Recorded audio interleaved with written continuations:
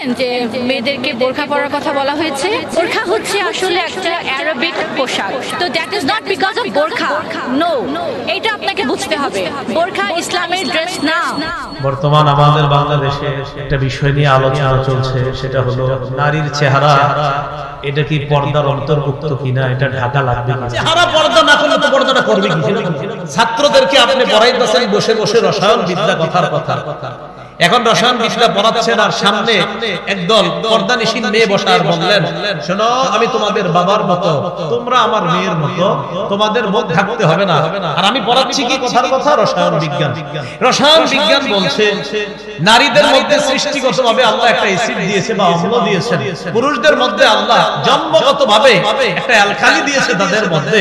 নারীদের এই অ্যাসিডিকের কারণে, অম্লের কারণে তারা টকের প্রতি বেশি আসক্ত হয়। পুরুষদের মধ্যে অ্যালকালি বেশি থাকার কারণে তারা মিষ্টির প্রতি বেশি আসক্ত হয়। রসায়ন বিদ্যা প্রমাণ করে নারীর ওই অ্যাসিড আর পুরুষের অ্যালকালি উভয়ের প্রতি আকর্ষণ সৃষ্টি হয়। এটা রসায়ন বিদ্যাই শিক্ষা দিচ্ছে। আর এটা আপনি নিয়ে বলতেছেন তোমরা আমার মেয়ের মতো, আমি তোমার বাবার মতো। আর বিদ্যা বলছে না, সে তোমার মেয়ে না, তুমি তার বাবা না, তার প্রতি তোমার আকর্ষণ আছে এবং তার অন্তরেও তোমার প্রতি আকর্ষণ হতে পারে। আপনি পর্দা করা ফরজ। আকর্ষণ আছে, এটা তো আপনার বিদ্যা আপনাকে বলে দিচ্ছে। এখন কোরআন বললাম না, রসায়ন বিদ্যার কথা, এটা বিদ্যা বলে দিচ্ছে। হ্যাঁ, এবার কোরআনের রসায়ন বিদ্যার কথা আছে কিনা, এটা হলো কথা। সূরা ইউনূসের 101 নম্বর আয়াতে আল্লাহ বলেন, উনজুরু মা ফিস সামাওয়াতি ওয়াল আরদ, আসমান জমিনের মধ্যে কি রহস্য নিহিত আছে এগুলা নিয়ে তোমরা গবেষণা করো। এটা আল্লাহ রাব্বুল আলামিন বলে দিয়েছেন। আলোচনাগুলো এতটুকু বুঝে থাকলে আপনারা বলেন, কোরআন সুন্নাহ শুধু পর্দা করতে বলে? কোরআন সুন্নাহ কি শুধু বলছে যে নারী পুরুষের প্রতি আলাদা আকর্ষণ আছে আর পুরুষের প্রতি নারীর আকর্ষণ, এটা কোরআন সুন্নাহ শুধু বলছে না আপনার বিজ্ঞানও বলছে? এটা বুঝে থাকলে আমাদের এই কথা স্পষ্ট হয়ে গেল যে দুই জাতি একদল আরেক দলের প্রতি আকর্ষণ সৃষ্টি হওয়া এটা জন্মগতভাবে, এটা স্বভাবগতভাবে। অতএব এই বিষয়টা আমরা সকলে মেনে নিব। আমরা ইসলাম ধর্ম যারা বিশেষ করে পালন করি, চাই আমি মাদ্রাসায় পড়ি, স্কুল কলেজ ইউনিভার্সিটি যেখানে পড়ি, অন্তত এটা স্বীকার করব এক শ্রেণীর প্রতি আরেক শ্রেণীর আকর্ষণ যেহেতু আছে, এই জন্য উভয় শ্রেণীকে আল্লাহ পর্দার বিধান দিয়েছেন। সূরা আলী ইমরানের 14 নম্বর আয়াতে আল্লাহ বলেন, যুইনা লিন-নাসি হুব্বুশ শাহাওয়াতি মিনান নিসা, মানুষের জন্য মোহগ্রস্ত করা হয়েছে, সুসজ্জিত করা হয়েছে। এক নম্বরে নারীদের কথা বলছেন। মানুষের কাছে আকর্ষণীয় বিষয়বস্তুর মধ্যে আল্লাহ আলোচনায় এক নম্বরে নারীর কথা বলেছেন। সূরা নিসার 1 নম্বর আয়াতে আল্লাহ রাব্বুল আলামিন বলেন, ইয়া আইয়ুহান নাসু তাকু রাব্বাকুমুল্লাযী খালাকাকুম মিন নাফসিন ওয়াহিদা, হে মানুষ তোমরা তোমাদের রবকে ভয় করো, যিনি তোমাদেরকে এক আত্মা তথা হযরত আদম আলাইহিস সালাতু ওয়াস সালাম থেকে বানিয়েছেন। আল্লাহ ব্যাখ্যা করেছেন নিজে, ওয়া খালাকা মিনহা যাওজাহা, আদম নবী থেকে আল্লাহ তার বিবি হাওয়া আলাইহিস সালাতু ওয়াস সালামকে বানাইলেন। ওয়া বাসসা মিনহুমা রিজালান কাসীরান ওয়া নিসা, আদম এবং হাওয়া তাদের উভয়ের মধ্য থেকে আল্লাহ রাব্বুল আলামিন অসংখ্য অগণিত নারী পুরুষ সারা পৃথিবীতে ছড়িয়ে দিয়েছেন। তাহলে নারী পুরুষ দুইটা আলাদা, পুরুষ নারী না আর নারী পুরুষ না, দুইটা আলাদা জাতি। এই কথাটা ইসলামের যেমন কথা, ইসলাম ধর্ম আমরা যারা পালন করি এটা আমরা বিশ্বাস করি, সারা পৃথিবীর অন্যান্য ধর্মের মানুষগুলো বিশ্বাস করে। পাশাপাশি বিজ্ঞানও এই কথাকে স্বীকার করে, পুরুষ নারী দুইটা আলাদা জাতি। আল্লাহ রাব্বুল আলামিন পবিত্র কোরআনে প্রকৃত জ্ঞানী কাকে বলেছেন? আর আধুনিক বিজ্ঞান, এই আধুনিক বিজ্ঞান যারা আধুনিক বিজ্ঞান নিয়ে গবেষণা করে, তাদের এই বিজ্ঞান নিয়ে গবেষণার মেরুদণ্ডটা কোথায়? তারা যে গবেষণা করে বিজ্ঞানীর মেরুদণ্ড হলো আপনার মাইক্রো এন্ড ম্যাক্রো ডিটেইল, ক্ষুদ্র এবং বৃহৎ অংশ, এটা কিভাবে বিস্তারিত খুঁজে খুঁজে বের করা যায়, এটাকে তারা মেরুদণ্ড মনে করে। কিন্তু কোরআনের ভাষায় জ্ঞানী কাকে বলা হয়েছে? সূরা আলী ইমরানের 190 নম্বর আয়াতে আল্লাহ বলেন, ইন্না ফি খালকিস সামাওয়াতি ওয়াল আরদি ওয়াখতিলাফিল লাইলি ওয়ান নাহারি লাআয়াতিন লিউলিল আলবাব। আসমান সমূহ এবং জমিনের সৃষ্টির মাঝে ওয়াখতিলাফিল লাইলি ওয়ান নাহার, রাত এবং দিনের পরিবর্তনের মাঝে, এখন চলছে রাত, পরে আসবে দিন, দিনের পরে আবার রাত আসবে, এই রাত দিনের পরিবর্তনের মাঝে লাআয়াতিন লিউলিল আলবাব, জ্ঞানীদের জন্য নিদর্শন রয়েছে। এখন জ্ঞানী কারা? আল্লাহ বলেন, আল্লাযীনা ইয়াযকুরুনাল্লাহা কিয়ামা, জ্ঞানী হলো তারা যারা দাঁড়িয়ে আল্লাহকে স্মরণ করে, যারা দাঁড়িয়ে আল্লাহকে স্মরণ করে, আল্লাহর জিকির করে, ওয়া কুউদা, যারা বসে বসে আল্লাহকে স্মরণ করে, আল্লাহর জিকির করে, ওয়া আলা জুনুবিহিম, যারা শুয়ে শুয়ে বালিশে মাথা লাগিয়েও আল্লাহর স্মরণ করে। আল্লাহ বলেন, দাঁড়িয়ে যারা আমাদের স্মরণ করে, বসে যারা স্মরণ করে, শুয়ে শুয়ে পড়ে সুবহানাল্লাহ, আলহামদুলিল্লাহ, আল্লাহু আকবার, এগুলা পড়ে, আল্লাহ বলেন কোরআনের ভাষায় আমি তাদেরকে জ্ঞানী বলে ঘোষণা করলাম। ওয়ায়াতাফাক্কারুনা ফি খালকিস সামাওয়াতি ওয়াল আরদ, আসমান জমিনের সৃষ্টি নিয়ে এই জ্ঞানী মানুষগুলা চিন্তা করে বলে, রব্বানা মা খালাকতা হাযা বাতিলা, আল্লাহ এই যে আসমান জমিন আপনি বানিয়েছেন, এগুলা একটাও আপনি অনর্থক সৃষ্টি করেছেন। দাঁড়িয়ে বসে শুয়ে যারা আল্লাহর স্মরণ করে, আল্লাহর জিকির করে, আল্লাহর সৃষ্টি তথা আসমান জমিন নিয়ে গবেষণা করে, আর বলে আল্লাহ এই আসমান, এই জমিন, গাছপালা, তরুলতা আপনি কিছুই অনর্থক বানাননি। আল্লাহ বলেন আমি কোরআনে তাদেরকে জ্ঞানী বলে ঘোষণা করলাম। এটা কোরআনের ভাষায় জ্ঞানী। বিজ্ঞান কি? কোরআনের ভাষায় সূরা বাকারার 31 নম্বর আয়াত। আমরা কোন দিকে যাচ্ছি? যে বিজ্ঞানও স্বীকার করে নারী পুরুষ যে আলাদা। খুব মন দিয়ে শুনে। সূরা বাকারার 31 নম্বর আয়াতে আল্লাহ বলেন, ওয়া আল্লামা আদামাল আসমাআ কুল্লাহা, আল্লাহ পাক রব্বুল আলামিন আদম আলাইহিস সালাতু ওয়াস সালামকে এই পৃথিবীর সকল বস্তুর নাম শিক্ষা দিয়েছেন। বলেন তো কি বললাম? সকল বস্তু। বলেন সকল, এই বস্তু অংশটা মনে রাখেন, সকল বস্তুর নাম। কিবার? সকল বস্তুর নাম। এই আয়াতের ব্যাখ্যা আব্দুল্লাহ ইবনে আব্বাস রাদিয়াল্লাহু তাআলা আনহুমা বলেন, এই আয়াতের উদ্দেশ্য হলো সকল বস্তু এবং বস্তুর গুণাগুণ, যাবতীয় বিষয় আল্লাহ আব্বা, প্রথম নবী, প্রথম মানুষ, আমাদের আদি পিতা আদমকে শিক্ষা দিয়েছেন। কি বললেন ইবনে আব্বাস? বস্তু এবং তার গুণাগুণ। আর বস্তুর গুণাগুণ নিয়ে গবেষণা করে যারা, এদেরকে বর্তমান যুগে এরাই এটাকে আধুনিক বিজ্ঞান বলে। বস্তুর গুণাগুণ। বলেন তো কি বস্তুর গুণাগুণ? আধুনিক বিজ্ঞানের এটা কাজ। তো যদি বলেন এটার নাম আধুনিক বিজ্ঞান, তো বলতে হবে আল্লাহ আদম নবীকে বস্তু এবং তার গুণাগুণ, একদম যেদিন আদমরে আল্লাহ বানিয়ে দুনিয়াতে পাঠাইলেন, আর আদম নবীকে আল্লাহ নবীও বানাইলেন, মানুষ বানাইলেন, এই তাকে আল্লাহ আধুনিক বিজ্ঞান শিক্ষা দিয়ে দিয়েছেন। তাফসীরে কাশফের লেখক আল্লামা জারুল্লাহ জামখশরী রাহমাতুল্লাহি আলাইহি বলেন, আল্লামা আদামাল আসমাআ কুল্লাহা দ্বারা উদ্দেশ্য হলো বস্তু রাজি যা আছে, সমস্ত বস্তু রাজি, এই সমস্ত বস্তু রাজির বিষয়গুলা আদম নবীকে আল্লাহ শিক্ষা দিয়েছেন। আর বস্তু রাজি নিয়ে গবেষণা করা আধুনিক বিজ্ঞানের কাজ। যদি বলেন এটার নাম আধুনিক বিজ্ঞান, তো আব্বা আদমকে আল্লাহ আধুনিক বিজ্ঞান শিক্ষা দিয়েছেন। এখন দেখেন যে আধুনিক বিজ্ঞানের কিছু বিষয় আছে, সেটা হলো আপনার কি, যেমন ইসলাম ও চিকিৎসা শাস্ত্র, যেটাকে ফার্মাকোলজি বলা হয়। এই যে চিকিৎসা শাস্ত্র, যিনি ফার্মাসিস্ট, ঔষধ প্রস্তুতকারক, তিনি কি করেন? গাছ, পাতা, তরু, লতা বৈশিষ্ট্য এবং পরিমাণ নিয়ে চিন্তা করে ওষুধটা বানায়। বৈশিষ্ট্য প্রপার্টিজ, আর হলো আপনার পরিমাণ কোয়ান্টিটিস, এই দুইটা বিষয় নিয়ে চিন্তা করে কতটুকু দিবে, কি পরিমাণ ঔষধে দিবে, এটা ফার্মাসির যিনি ওষুধ প্রস্তুতকারক তৈরি করে, তিনি এটা চিন্তা করে। তো দেখি আল্লাহ কি করেন? সূরা হিজরের 21 নম্বর আয়াতে আল্লাহ বলেন ওয়া ইম মিন শাইইন ইল্লা ইনদানা খাযাইনু ওয়া মা নুনাজ্জিলুহু ইল্লা বিকদারিন মা'লুম।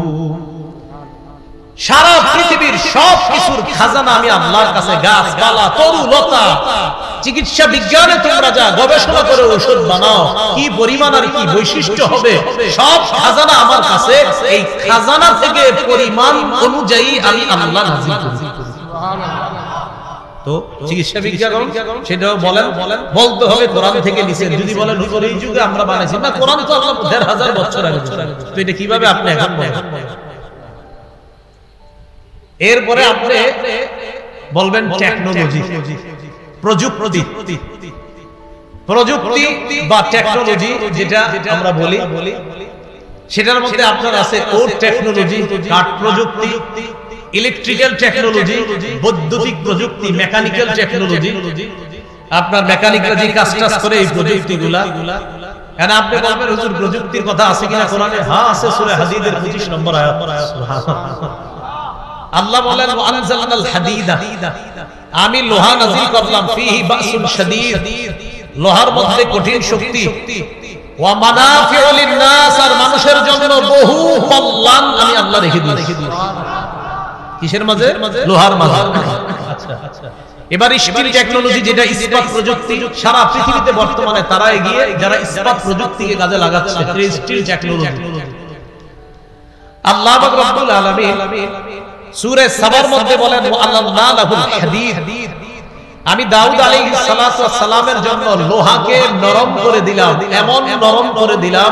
সূরা আম্বিয়ার 80 নম্বর আয়াতে আল্লাহ বলেন ওয়াল্লামনাহু সানআতা লাবুসিল লাকুম, আমি দাউদ আলাইহিস সালাতু ওয়াস সালামকে শিক্ষা দিলাম তোমাদের বর্মল তৈরি করার কারুকার্য আর পদ্ধতি, কিভাবে লোহা দিয়ে বানাবে, এই বিদ্যা আমি দাউদকে শিক্ষা দিয়েছি।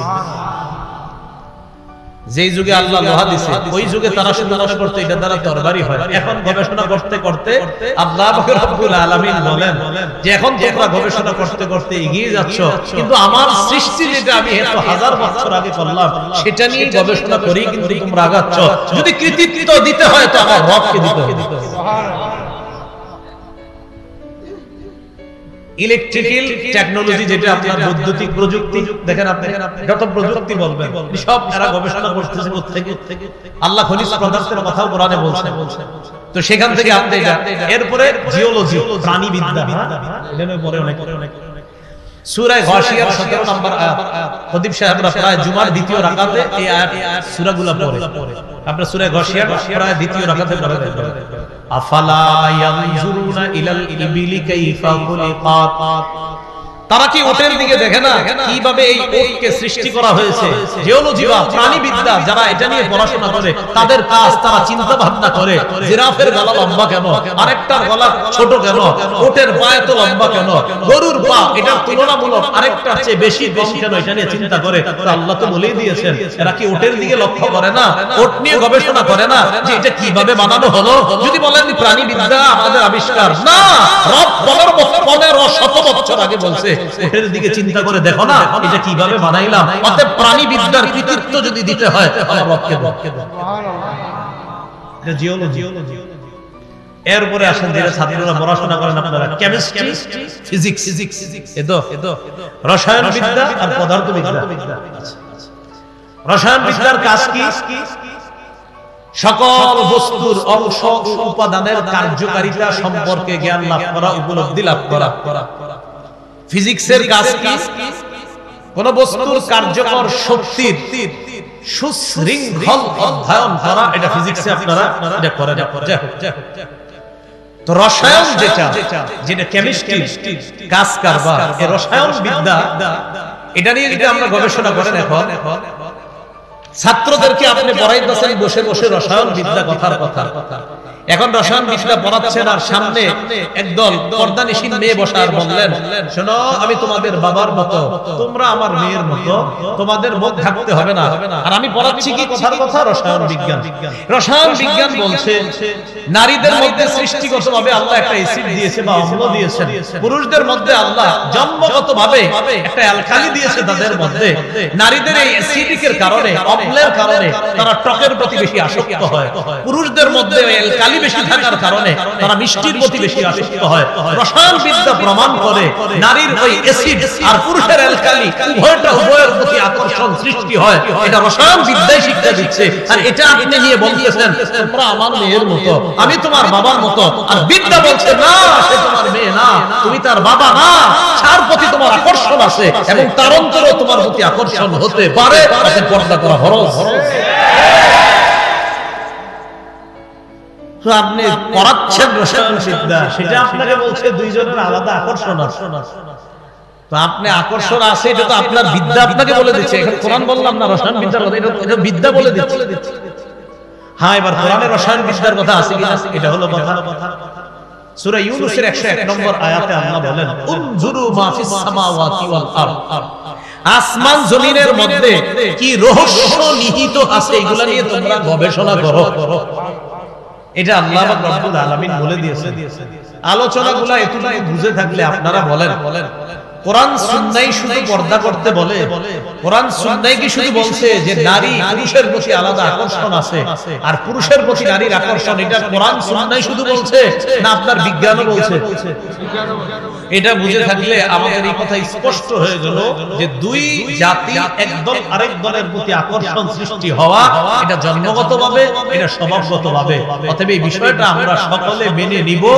আমরা ইসলাম ধর্ম যারা বিশেষ করে পালন করি, চাই আমি মাদ্রাসায় পড়ি, স্কুল কলেজ ইউনিভার্সিটি যেখানে পড়ি, অন্তত এটা স্বীকার করব এক শ্রেণীর প্রতি আরেক শ্রেণীর আকর্ষণ যেহেতু আছে, এই জন্য উভয় শ্রেণীকে আল্লাহ পর্দার বিধান দিয়েছেন।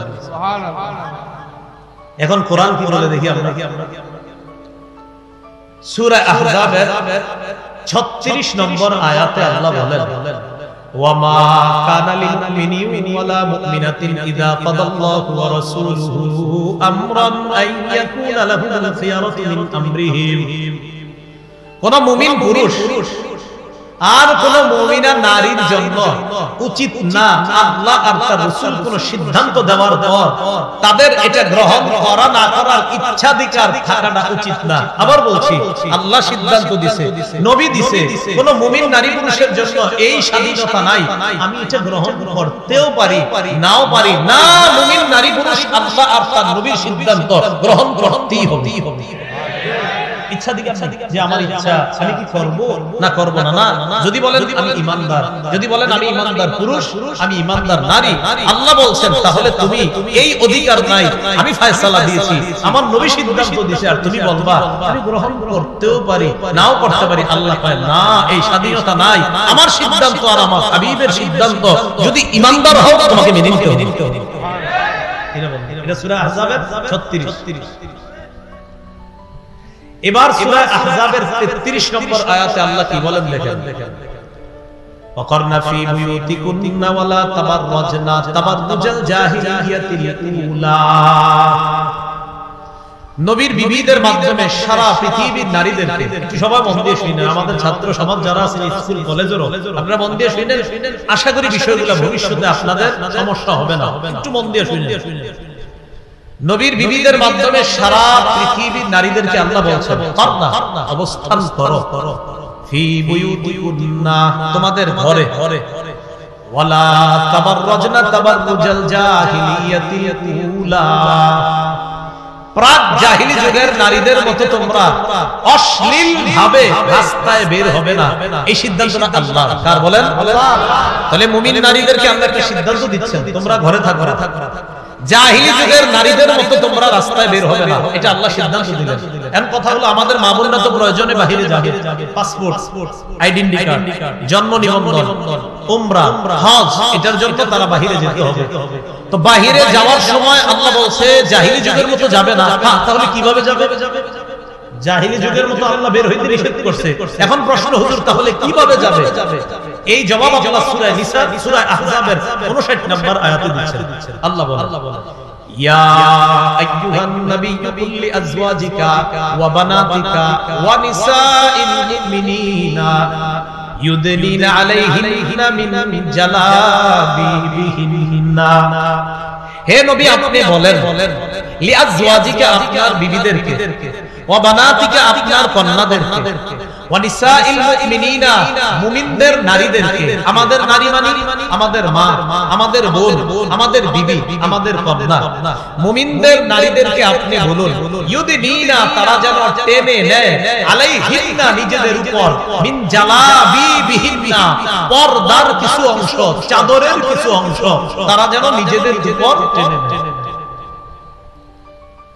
তো আল্লাহ পাক রব্বুল আলামিন বললেন, নবী আপনি বলেন আপনার বিবিদেরকে, আপনার কন্যাদেরকে, মুমিনদের নারীদেরকে তারা যেন চাদরের কিছু অংশ নিজেদের উপর টেনে নেয়। খুব মন দিয়ে বুঝেন, চাদরের কিছু অংশ নিজেদের উপর টেনে নেয়, এর দ্বারা কি উদ্দেশ্য? আব্দুল্লাহ ইবনে আব্বাস রাদিয়াল্লাহু তাআলা আনহুমা বলেন, আমার আল্লাহু নিসাআল মুমিনিনা ইযা খারাজনা মিন বুয়ুতিহিন্না ফি হাজা আইয়ুগাত্তিনা উজুহাহুন্না মিন ফাওকি রুউসিহিন্না বিল জালাবিব। আব্দুল্লাহ ইবনে আব্বাস বলেন, নারীরা, বলেন আমার সাথে, নারীরা যখন প্রয়োজনে ঘরের বাহিরে যাবে তখন তারা মাথার উপর থেকে আলাদা চাদর দিয়ে, আলাদা ওড়না দিয়ে, আলাদা কাপড় দিয়ে তাদের নিজেদের মুখ ঢেকে তারপর বের হবে। আব্দুল্লাহ ইবনে আব্বাস বলেন, আল্লাহ মুমিনদের নারীদেরকে বলেছেন আইয়ুগাত্তিনা তারা যেন ঢাকে, উজুহাহুন্না তাদের চেহারা, মিন ফাওকি রুউসিহিন্না মাথার উপর থেকে, বিল জালাবিব পর্দা দিয়ে ঢাকে। আর কেমনে বুঝবেন মুখ দিয়ে ঢাকতে হবে? তাহলে বুঝে থাকলে বলেন, পর্দা কি মুখ সহ না মুখ ছাড়া? মুখ সহ। আচ্ছা, এরপরে দেখেন হুজুর মুখ সহ পর্দা করে বাইর হইলে লাভ কি? আল্লাহ বলেন, হ্যাঁ লাভ আছে। যালিকা আদনা আইয়ুরাফনা, কয় এতে নারীদেরকে চেনা সহজ হবে। দেখেন কিভাবে আমাদের মা বোনরা যখন বোরকা পর্দা পরে রাস্তায় বের হয়, আমরা বুঝি হয়তো কারো খালা হবে, না হয় কারো মা হবে, না হয় কারো বোন হবে, না হয় কারো সম্মানিতা স্ত্রী হবে। আল্লাহ কয় যখন চেনা যাবে সে একজন সম্মানিতা নারী, ফালা ইউযাইনা তখন তারে আর টিজ করা হবে না, উত্তক্ত করা হবে না।